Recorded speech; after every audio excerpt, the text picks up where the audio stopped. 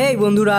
এই মেয়েটি ৭২ ফুট পানির নিচে আটকা পড়ে গেছে। তার শরীরের উপর বিশাল বড় একটা পাথর পড়েছে। তার বড় বোন তাকে অনেক চেষ্টা করেও পাথরের নিচ থেকে আর বের করতে পারে না। তবে মাত্র ঘন্টাখানেক আগেই তারা দুই বোন সমুদ্রে সাঁতার কাটতে এসেছিল। প্রায় ২০ ফিট পানির নিচে তারা সামুদ্রিক সৌন্দর্য উপভোগ করতে থাকে। যখন তারা উপরে উঠে আসবে আর ঠিক তখন সেখানে তারা অনেক সুন্দর সুন্দর ডলফিন দেখতে পায়। সেজন্য তারা এত কাছ থেকে ডলফিন দেখার লোভ সামলাতে পারে না। কিন্তু কিছুক্ষণ পরেই ডলফিনগুলো কেন যেন ভয়ে পালিয়ে যায়, আর এরপরেই কয়েকটা পাথর পানির ভেতরে এসে পড়ে। তারা দুই বোন তো তখন কিছুই জানে না আসলে উপরে কি হচ্ছে, কিন্তু সমুদ্রের তলদেশে তারা ভূমিকম্প অনুভব করে। তাই জলদি করে তারা উপরে উঠে আসতে চায়। কিন্তু এর কিছুক্ষণ পরেই বড় একটা পাথর এসে তার ছোট বোনের উপরে পড়ে, আর চোখের পলকেই তার ছোট বোন পানির গভীরে পাথরে চাপা পড়ে তলিয়ে যায়। তার বড় বোন তখন তাকে এদিক সেদিক পাগলের মতো খুঁজতে থাকে। হাতে থাকা টর্চ লাইট দিয়ে খুঁজেও সে আসলে কোথাও তাকে পায় না। তবে তাদের দু বোনের কাছেই ওয়াকি টকি ছিল। এর কিছুক্ষণ পর ওয়াকি টকিতে তার ছোট বোনের সাথে তার কথা হয়। আসলে তার ছোট বোন গভীর পানির তলে পাথরের নিচে আটকা পড়ে গেছে।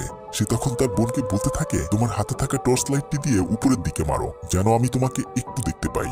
কিন্তু তার ছোট বোন তাকে তখন বলে যে, আপু, আমি ৭২ ফুট পানির নিচে চলে এসেছি, তাই চাইলেও এখান থেকে টর্চ লাইট মারলে তুমি কোনো ধরনের আলো দেখতে পাবে না। সর্বনাশ! তার বড় বোন ২২ ফুট পানির নিচে রয়েছে, কিন্তু অন্যদিকে তার ছোট বোন এখনো তার থেকে আরো ৫০ ফিট নিচে পানির তলে রয়েছে। তবে এভাবে দুই বোন যদি প্যানিক হয়ে যায় তাহলে তারা দুজনেই মারা পড়বে, কেননা তাদের অক্সিজেন অতি দ্রুত শেষ হয়ে যাবে।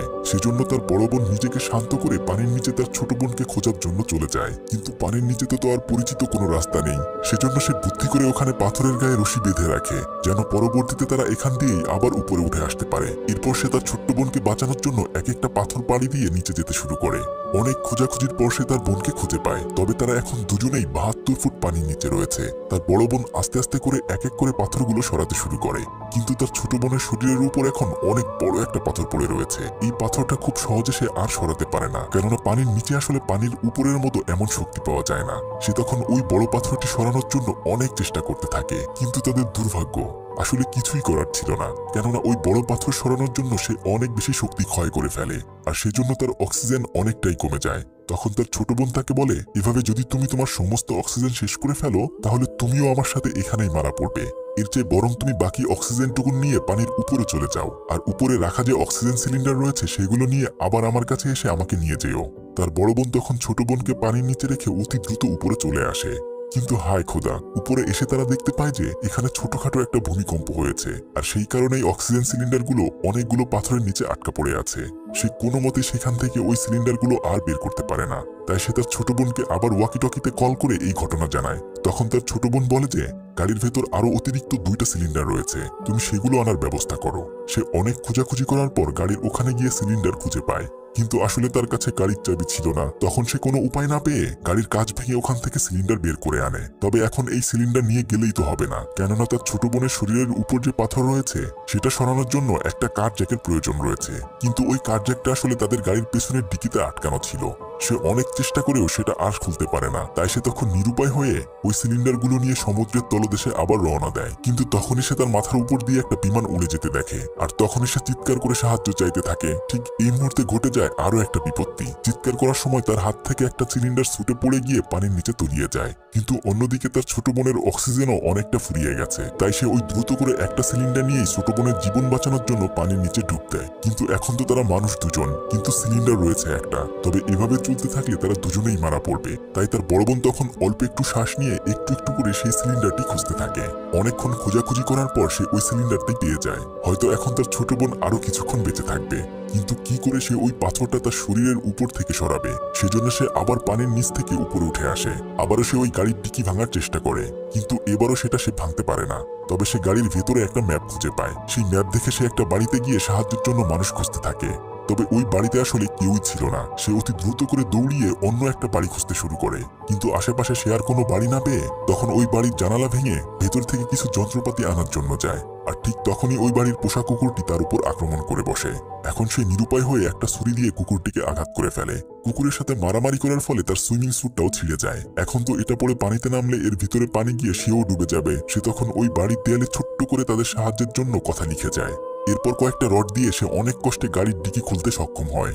কিন্তু হায় খোদা, তারা তো আজকে সেই কার জ্যাকটাই আনতে ভুলে গিয়েছে। তাদের কাছে মাত্র একটা ফোম রয়েছে।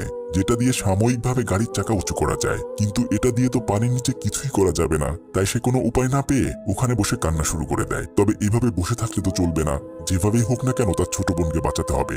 সে তখন ওখানে সাইনবোর্ড টানানো লাঠিটি নিয়ে নেয়। এটা দিয়ে সে পাথরটি কোনো মতে উঁচু করতে পারবে, কিন্তু তার স্যুটটা তো ছিঁড়ে গিয়েছে। তাই সে কিছু স্কচ টেপ এবং ফোম দিয়ে সেটা কোনো মতে মেরামত করে নেয়। এরপর সে উপরে থাকা বাকি সিলিন্ডার নিয়ে পানির নিচে রওনা হয়। তার ছোট বোনের কাছে গিয়ে সে সেই লাঠি দিয়ে পাথরটি সরানোর চেষ্টা করতে থাকে, কিন্তু পাথরটি অনেক ভারী ছিল। লাঠিটি তখন বারবার বাঁকা হয়ে যাচ্ছিল, কিন্তু তার বড় বোন হাল না ছেড়ে বারবার চেষ্টা করতে থাকে। সে একটু পাথরটা উঁচু করার সাথে সাথে সেই লাঠিটাও ভেঙে যায়। অনেকক্ষণ পানির নিচে থাকার কারণে আসলে তাদের অক্সিজেন প্রায় শেষ হয়ে যাচ্ছিল। তখন তার ছোট বোন তাকে বলতে থাকে, আপু তুমি আমাকে এখানে রেখেই চলে যাও। কিন্তু সে আসলে তার ছোট বোনকে এভাবে রেখে চলে যেতে চাচ্ছিল না। তারা দুবোনই তখন অনেক বেশি কান্না করছিল। তার ছোট বোন তার মৃত্যু প্রায় মেনে নিয়েছে। কেমন একটা শ্বাসরুদ্ধকর পরিবেশ, তাই না? পানির নিচে আসলে সে চিৎকার করে কোনো ধরনের সাহায্য চাইতে পারছে না। আর তাছাড়া তারা দুই বোন ভালো করে কথাই বলতে পারছে না। তার বড় বোন নিরুপায় হয়ে তখন উপরে উঠে আসে। সে তখন অনেক বেশি কান্না করছিল, আর তার নাক দিয়েও রক্ত বের হতে শুরু করে। তবে সে কোনোভাবেই চাইছিল না তার চোখের সামনে তার ছোট্ট বোন এভাবে মারা যায়। তাই সে তখন বুদ্ধি করে সেই পাম্পিং ফোম এবং একটা ব্যাগ সাথে করে নিয়ে পানির নিচে রওনা হয়। শেষবারের মতো সে আবার চেষ্টা করতে চায়। সে হালকা করে পাথরটা উঁচু করে সেখানে ওই ব্যাগটা দিয়ে ব্যাগের ভেতরে সেই পাম্পিং ফোম প্রেসার করতে থাকে। অনেক জোরে সেখান থেকে ফোম এবং বাতাস বের হয়ে ব্যাগ ভরে সেটা উঁচু হওয়ার সাথে সাথে আর এরপর সে তার বোনকে পাথরের নিচ থেকে ছাড়িয়ে আনে। তবে এতক্ষণ পরে তার বোনকে মুক্ত করতে পারলেও বিপদ কিন্তু এখনো শেষ হয়নি, কেননা তাদের দুই বোনের কাছে মাত্র একটা সিলিন্ডার রয়েছে, আর ওটা দিয়ে তাদের দুজনকে বেঁচে উপরে উঠে আসতে হবে। তারা তখন অক্সিজেন ভাগাভাগি করে একটু একটু করে উপরে উঠতে শুরু করে। কিছুক্ষণ পার হওয়ার পরে আসলে তাদের অক্সিজেন শেষ হয়ে যায়। তবে ভাগ্যক্রমে অনেকটাই উপরে তারা চলে এসেছে, কিন্তু তখন তার বড় বোনের অবস্থা অনেক খারাপ হয়ে গিয়েছে, কেননা বারবার আসা যাওয়ার কারণে তার শরীরের রক্ত কমে গিয়েছে।